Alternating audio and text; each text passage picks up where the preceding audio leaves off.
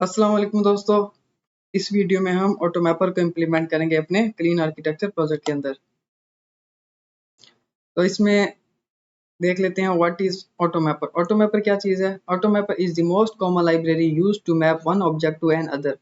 You can transmit the data in your input object to an output object. It certainly make a developer life easy. Means हमारे पास दो object हैं, object A और object B. Object A में कोई 50 के करीब properties हैं या 50 से ज़्यादा प्रॉपर्टीज हैं और वो हमने ऑब्जेक्ट बी की प्रॉपर्टीज को असाइन करवानी है। तो उन फील्ड्स को वन बाय वन असाइनमेंट करवाने से अच्छा है हम ऑटोमैपर की एक लाइन लिखें और सारी फील्ड्स को एक साथ ही मैप करवा दें। इससे हमारा टाइम भी बच जाएगा और कोड भी काफ़ी क्लीन होगा। और इसको इम्प्लीमेंट करने से पहले हमें दो पैकेजेस इंस्टॉल करने पड़ेंगे, automapper.extension.microsoft.dependency injection और ऑटोमैपर। उसके बाद हम इसकी सर्विस को रजिस्टर कर लेंगे। फिर हम मैपिंग प्रोफाइल की एक क्लास बनाएंगे जिसमें हम जितने भी कस्टमाइज प्रॉपर्टीज होंगी वहां पर हम डिफाइन करेंगे। और फिर मैपिंग विद डिफरेंट नेम्स इसको ऐड करेंगे। और फिर रिवर्स मैपिंग का एक मेथड होता है, वो हम किस लिए यूज करते हैं उसको देखते हैं। तो अपने प्रोजेक्ट की तरफ चलते हैं जी। तो यहाँ पर हम पैकेज इंस्टॉल कर लेते हैं एप्लीकेशन लेयर में। एप्लीकेशन लेयर नगेट पैकेज में आ जाए और यहाँ पर लिखे ऑटोमैपर। ऑटोमैपर के हमारे पास दो पैकेज इंस्टॉल करने हैं, हमें इंस्टॉल कर दें। और दूसरा automapper.extension.microsoft.dependency injection इसको भी इंस्टॉल कर लेते हैं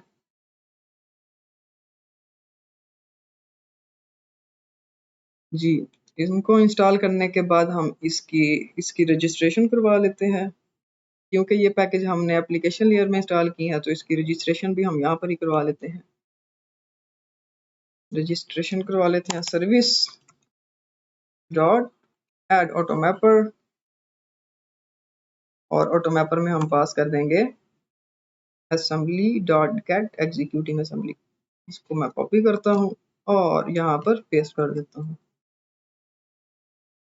ऑटोमैपर की रजिस्ट्रेशन होगी यहाँ पर। अब तीसरे नंबर पे हमने क्या काम करना है कि एक मैपिंग का यहाँ पर फोल्डर बनाएंगे, ऐड मैपिंग्स, और इसके अंदर एक क्लास बनाएंगे जिसका नाम मैं रख लेता हूँ मैपिंग प्रोफाइल। आप कोई भी नाम रख सकते हैं यहाँ पर। मैंने यहाँ पर मैपिंग प्रोफाइल के नेम से एक क्लास बनाई है, तो ऐड करवा लेते हैं। ऐड करवाने के बाद इसको मैं कर देता हूँ पब्लिक और इसको इनहेरिट करवा लेंगे प्रोफाइल से। प्रोफाइल एक क्लास है जो कि हमें ऑटोमैपर की लाइब्रेरी से मिलती है। इस यहाँ पर हम जितनी भी मॉडल्स की मैपिंग करवाएंगे उनको यहाँ पर रजिस्टर करवाएंगे और उनकी कॉन्फ़िगरेशन। फॉर एग्जांपल एक ऑब्जेक्ट में नेम लिखा हुआ है रिमार्क्स और दूसरे ऑब्जेक्ट में लिखा हुआ है डिस्क्रिप्शन, तो उसको मैप करवाने के लिए जो हमारी कॉन्फ़िगरेशन होगी वो हम यहाँ पर ही करेंगे। अब अब हम चलते हैं अपने कमांड्स के फोल्डर में और यहाँ पर हम क्रिएट कमांड के की क्लास में आते हैं। यहाँ पर हमने पहले जितनी भी कस्टम मैपिंग करवाई थी अब हम ऑटो मैपिंग करवाएंगे। इसको मैं कर देता हूँ कमेंट करने के बाद यहाँ पर मैं ऑटो मैपर को इंजेक्ट करवा लेता हूँ। तो मैपर रीड ओनली और इसका एक इंटरफेस है मैपर हाई मैपर।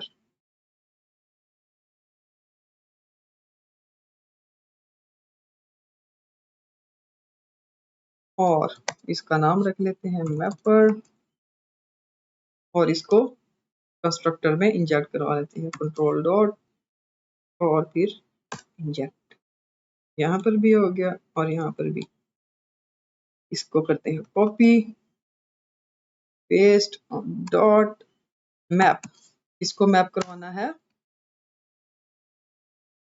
अब अगर आप इस मैप के ऊपर गो टू डेफिनेशन करें तो यहाँ पर आप देखें कि इसके अंदर आपने डेस्टिनेशन लिखना है और यहाँ पर सोर्स।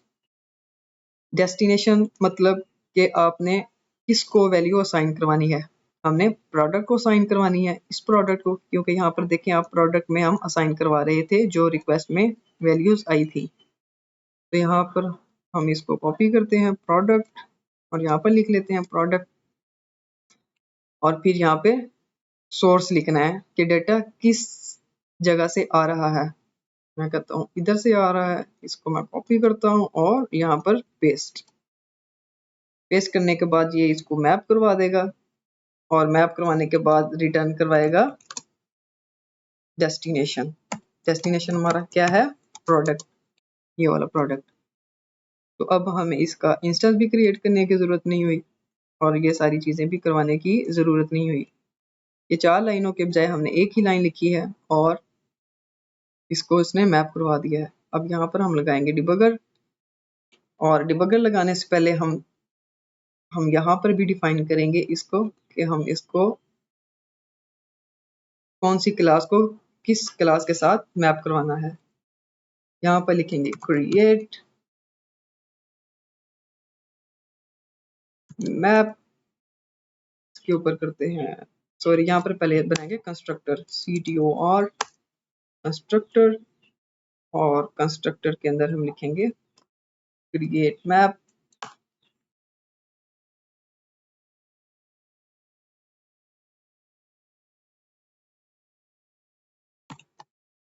मैप क्रिएट मैप में हमने 2 चीजें डिफाइन करनी होती हैं। यहाँ पर अगर आप देखें तो पहले हमने सोर्स को डिफाइन करना होता है और फिर डेस्टिनेशन को। तो सोर्स हमारा कौन सा है, हम यहाँ पर देख लेते हैं। हमारा सोर्स ये वाली क्लास है, इसको हम कॉपी करते हैं, सोर्स में डाल देते हैं, पेस्ट और फिर डेस्टिनेशन की डाटा किसको साइन करवाना है, प्रोडक्ट को। तो यहाँ से हम इसको कॉपी कर लेते हैं प्रोडक्ट को और यहाँ पर पेस्ट कर लेते हैं जी। तो ये हमारी इसकी कॉन्फ़िगरेशन हो गई, ठीक है। तो अब इसको रन करते हैं, देखते हैं कि हमारी मैपिंग होती है कि नहीं।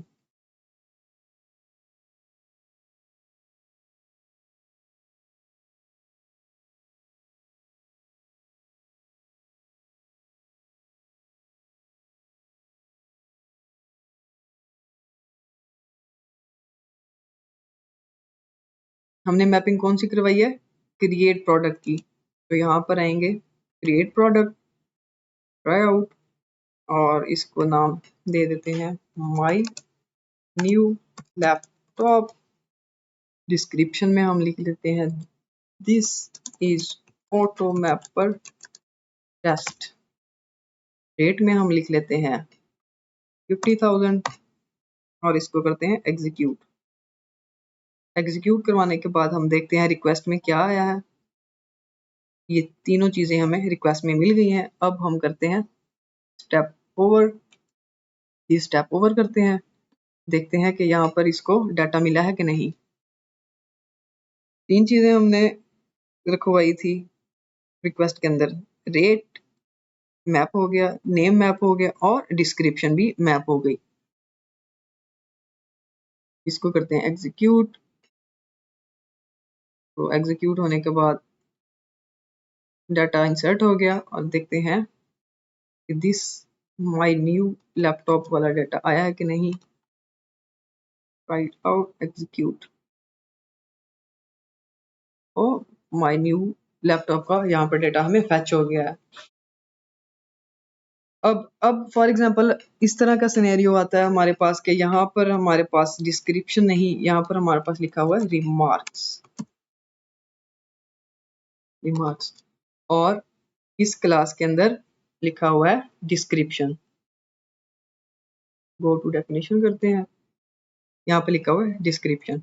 अब हमने रिमार्क्स को बाइंड करवाना है डिस्क्रिप्शन के साथ। तो फिर हम अपनी मैपिंग प्रोफाइल क्लास के अंदर आएंगे और यहाँ पर इसको कस्टम मैप करवाएंगे।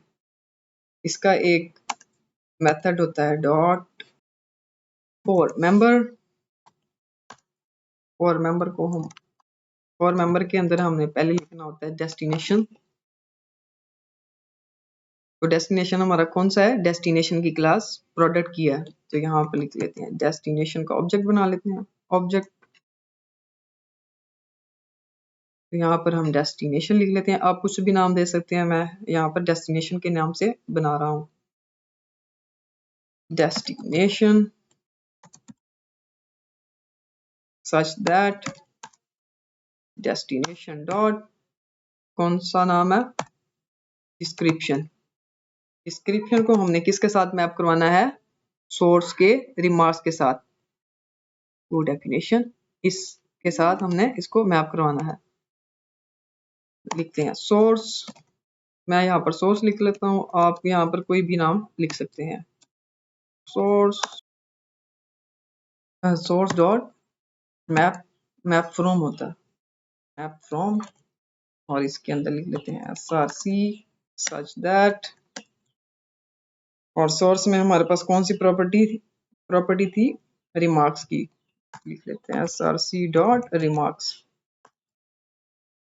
ठीक है, अब हमारी जो भी डिस्क्रिप्शन में जो भी हमारा रिमार्क्स में डाटा आएगा वो डिस्क्रिप्शन को असाइन हो जाएगा। अब देखते हैं इसको एक बार तो फिर रन कर लेते हैं।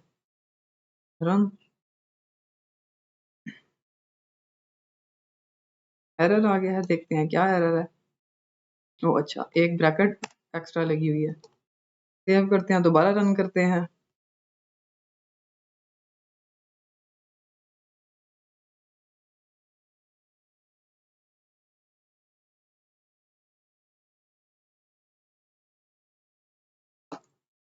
दोबारा रन कर लिया हमने। यहाँ पर देखते हैं क्रिएट प्रोडक्ट राइट आउट, तो यहाँ पर हमें रिमार्क्स नजर आ रहा है।